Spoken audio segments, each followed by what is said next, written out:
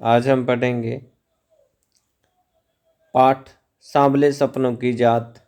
पाठ का सारांश पढ़ेंगे। सबसे पहले प्रस्तुत पाठ जून 1987 में प्रसिद्ध पक्षी विज्ञानी सालिम अली की मृत्यु के तुरंत बाद डायरी शैली में लिखा गया संस्मरण है।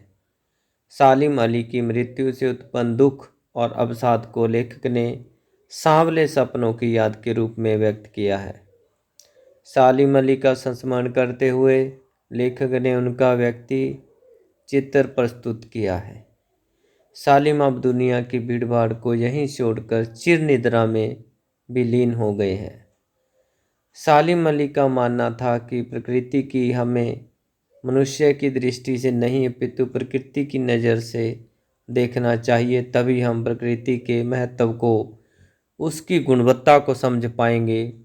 जैसे वृंदावन की गली गली में कृष्ण और राधा की स्मृतियाँ बसी हैं, जमुना का कल कल कर बहता हुआ जल आज भी कृष्ण की बांसुरी की मधुर धुन को अपने अंदर समेटे हुए है, वैसे ही पक्षी जगत की चर्चा सालिम अली के बिना अधूरी है। वे उन तमाम लोगों में से थे जो प्रकृति के प्रभाव में आने के बजाय प्रकृति को अपने प्रभाव में लाने के कायल होते हैं। उनकी जीवन साथी तहमीना ने भी प्रकृति के प्रति योगदान में सालिम अली का सहयोग किया। केरल की साइलेंट वैली को रेगिस्तानी हवा के झोंकों से बचाने के लिए सालिम अली ने तत्कालीन प्रधानमंत्री चौधरी चरण सिंह जी से भेंट की। उन्होंने प्रधानमंत्री के सम्मुख पर्यावरण के संभावित खतरों का जो चित्र प्रस्तुत किया, उसे चौधरी चरण सिंह की आंखें भी नम हो गई। बचपन में सालिम अली की एक एयरगन से एक नीलकंठ वाली गौरैया घायल होकर गिरी थी। उस गौरैया ने ही सालिम अली को पक्षियों की दुनिया का रास्ता दिखा दिया और वे पक्षी प्रेमी बन गए। उन्होंने पक्षियों से संबंधित रोमांचक किस्से अपनी आत्मकथा फॉल ऑफ ए स्पैरो में लिखे हैं। सालिम अली का प्रकृति प्रेम एवं पक्षियों के प्रति समर्पण देखकर लेखक को अंग्रेजी के प्रसिद्ध उपन्यासकार D.H. लॉरेंस की याद आ गई। सालिम अली प्रकृति की दुनिया में अथाह, विशाल और गहरे सागर की तरह थे। मुख्य बिंदु क्या है पाठ के? यह एक संस्मरण है जिसे लेखक जाबिर हुसैन ने प्रसिद्ध पक्षी विज्ञानी सालिम अली की याद में लिखा है। उन्होंने प्रसिद्ध पक्षी विज्ञानी सालिम अली की अंतिम यात्रा का वर्णन करते हुए कहा है कि सालिम अली अब हमें छोड़कर इस दुनिया से विदा ले चुके हैं। अब कोई कितनी भी कोशिश करे उन्हें चिर निद्रा से जगाया नहीं जा सकता। सालिम अली का मानना था कि प्रकृति को हमें मनुष्य की दृष्टि से नहीं, प्रकृति की नज़र से देखना चाहिए, तभी हम प्रकृति के महत्व को, उसकी गुणवत्ता को समझ पाएंगे या समझ सकते हैं। पक्षियों के प्रति प्रेम में प्रकृति रक्षा के लिए दृढ़ संकल्पित सालिम अली लंबी और थकाने वाली यात्रा करते रहे, जिससे उनका शरीर दुर्बल हो गया और कैंसर जैसी जानलेवा बीमारी उनकी मौत का कारण बनी। सालिम अली प्रसिद्ध बर्ड वॉचर थे। उनका समस्त जीवन पक्षियों की तलाश एवं उनकी हिफाजत के प्रति समर्पित था। सालिम अली की जीवन साथी तहमीना ने भी प्रकृति के प्रति योगदान में उनका भरपूर सहयोग दिया। पर्यावरण के संरक्षण की महत्ता समझते हुए वे तत्कालीन प्रधानमंत्री चौधरी चरण सिंह जी से भी मिले ताकि केरल की साइलेंट वैली को रेगिस्तानी हवा के झोंकों से बचाया जा सके। बचपन में उनकी एक एयरगन से नीलकंठ गोरैया घायल होकर गिर पड़ी थी। इसी घटना ने उन्हें पक्षियों के संरक्षण एवं उनसे संबंधित खोजों के लिए प्रेरित किया और वे पक्षी प्रेमी बन गए। यह घटना उनके जीवन की एक महान घटना थी। उन्होंने पक्षियों से संबंधित रोमांचक किस्से अपनी आत्मकथा किसमें लिखे हैं? फॉल ऑफ ए स्पैरो में लिखे हैं। सालिम अली का प्रकृति प्रेम, पक्षियों के प्रति समर्पण भाव देखकर लेखक को अंग्रेजी के प्रसिद्ध उपन्यासकार D.H. लॉरेंस की याद आ गई। उन्हें भी प्रकृति से गहरा लगाव था। सालिम अली प्रकृति की दुनिया में अथाह, विशाल और गहरे सागर की तरह थे। उन्हें भुलाया नहीं जा सकता। आइए महत्वपूर्ण प्रश्न उत्तर देखते हैं। पहला, किस घटना ने सालिम अली के जीवन को पक्षियों की दुनिया की ओर मोड़ा?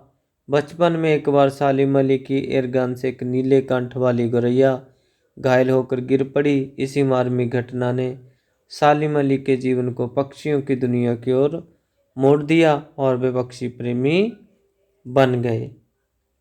प्रश्न संख्या 2, सालिम अली को बर्ड वॉचर क्यों कहा गया है?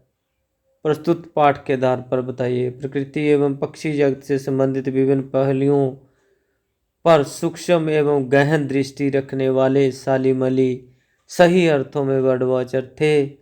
वे प्रकृति एवं पक्षियों का अवलोकन एवं निरीक्षण करते हुए घंटों खोए रहते थे। उनके बारे में सोचते रहते थे कि वह कैसे रहते हैं, उनके संरक्षण के बारे में, खाने पीने के बारे में। उन्होंने अपना सारा जीवन पक्षियों के बारे में नई नई खोज करने तथा उनकी सुरक्षा के उपाय खोजने में समर्पित कर दिया था। तीसरा, वृंदावन में कृष्ण की मुरली का जादू हमेशा क्यों बना रहता है? वृंदावन और कृष्ण की मुरली का संबंध अत्यंत घनिष्ठ है। श्रद्धालु जब वृंदावन की गलियों में घूमते हैं तो अनायास श्री कृष्ण की मुरली का मधुर स्वर उनकी स्मृति में ताज़ा हो जाता है। वृंदावन में श्रद्धालुओं का आना जाना लगा रहता है, इसलिए वृंदावन में कृष्ण की मुरली का जादू हमेशा बना रहता है। वहाँ सूरज निकलने व ढलने के समय ऐसी अनुभूति होती है कि अभी कन्हैया बांसुरी बजाते हुए प्रकट हो जाएंगे। फ्रीडा अपने पति के बारे में कुछ भी लिख पाने में असमर्थ क्यों महसूस कर रही थी? फ्रीडा को ऐसा लगता है कि उनके पति के बारे में उनसे ज़्यादा उनकी छत पर बैठने वाली गोरैया जानती है, क्योंकि उनके पति D.H. लॉरेंस को प्रकृति से बहुत गहरा लगाव था। फ्रीडा को लगता था कि उनके प्रति लॉरेंस जितना समय प्रकृति एवं पक्षियों के बीच व्यतीत करते थे उतना उनके साथ नहीं। सालिम अली के इस सफ़र को अंतहीन क्यों कहा गया है कि उसका अंत नहीं है अभी? सालिम अली अपने जीवन के अंतिम सफ़र पर निकले हैं। सालिम अली के सफ़र को इसलिए अंतहीन कहा गया है क्योंकि इससे पहले सालिम अली जब पक्षियों की खोज में निकलते थे तो वह पक्षियों को देखते ही उनसे जुड़ी जानकारियाँ लेकर लौट आते थे, परंतु इस सफ़र का कोई अंत न होने से सालिम अली लौट ना सकेंगे, वह कभी वापस न आ सकेंगे। इसलिए यह सफ़र है जो अंतहीन है। पक्षियों के प्रति सालिम अली और अन्य लोगों के दृष्टिकोण में क्या अंतर है? सालिम अली दूर दूर तक पक्षियों की खोज में यात्रा करते थे। वह अत्यंत उत्साह से कठिन स्थानों पर भी पक्षियों की खोज करते, उनकी सुरक्षा के बारे में सोचते, उनसे जुड़ी दुर्लभ जानकारी हासिल करते थे। परंतु अन्य लोग इतने संवेदनशील नहीं हैं, वे उतनी गहनता से सोच विचार नहीं करते, वह इतनी मेहनत से उनके पक्षियों के बारे में जानकारी इकट्ठी नहीं करते जितनी मेहनत से सालिम अली पक्षियों के बारे में जानकारी एकत्रित करते थे।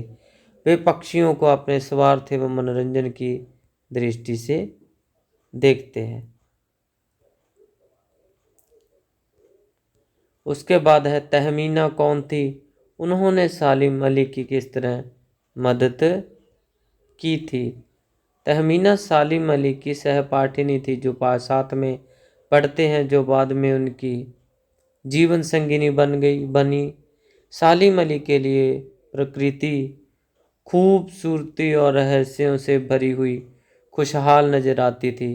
प्रकृति के सानिध्य में, प्रकृति की गोद में उन्होंने अपनी एक सुंदर दुनिया बनाई थी, जिसे बनाने में तहमीना ने उनकी मदद की थी।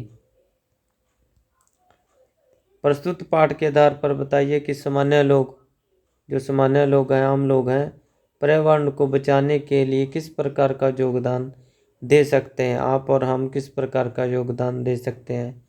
अधिक हमें पेड़ लगाने चाहिए। धरती की हरियाली को बढ़ा देना चाहिए। पेड़ों को कटने से बचाना चाहिए। प्लास्टिक से बनी वस्तुओं का प्रयोग नहीं करना चाहिए। अपने आसपास साफ सफाई रखकर जल स्रोतों को हमें दूषित होने से बचाकर रखना चाहिए।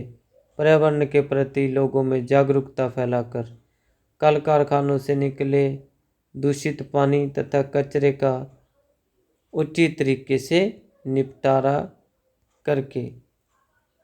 अब हिमालय और लद्दाख की बर्फीली जमीनों पर रहने वाले पक्षियों की वकालत कौन करेगा? ऐसा लेखक ने क्यों कहा होगा? लेखक ने महसूस किया कि सालिम अली प्रकृति के प्रति बहुत संवेदनशील थे। वे आजीवन पक्षियों की तलाश में दुर्गम स्थानों पर घूमते रहे। आंखों पर दूरबीन लगाए नदी के किनारों पर, जंगलों में और पहाड़ों जैसे दुर्गम स्थानों पर भी पक्षियों की खोज करते रहे। उनकी सुरक्षा के लिए प्रयत्नशील रहे तथा पक्षियों को बचाने का उपाय करते रहे। इसके विपरीत आज मनुष्य इतना संवेदनशील नहीं है। वह पक्षियों की उपस्थिति में अपना स्वार्थ ढूंढता है। सालिम अली पक्षी प्रेमी होने के साथ साथ प्रकृति प्रेमी भी थे। पाठ के आधार पर बताइए।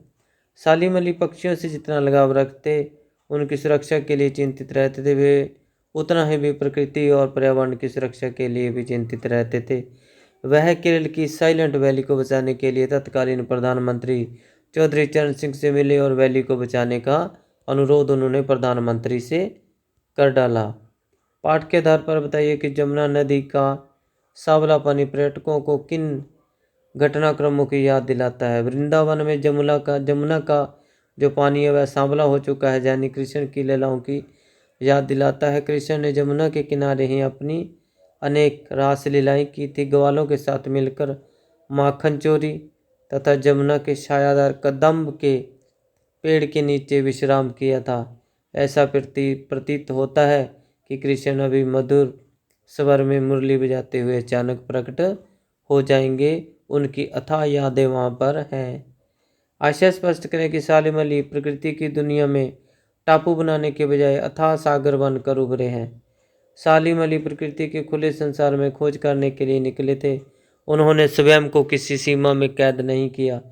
टापू बंधन और सीमा का प्रतीक और सागर की कोई सीमा नहीं होती।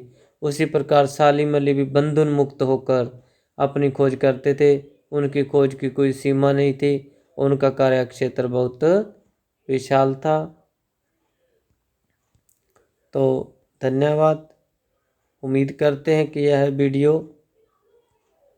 आपको बहुत पसंद आएगी और आपकी परीक्षा में मदद करेगी। धन्यवाद।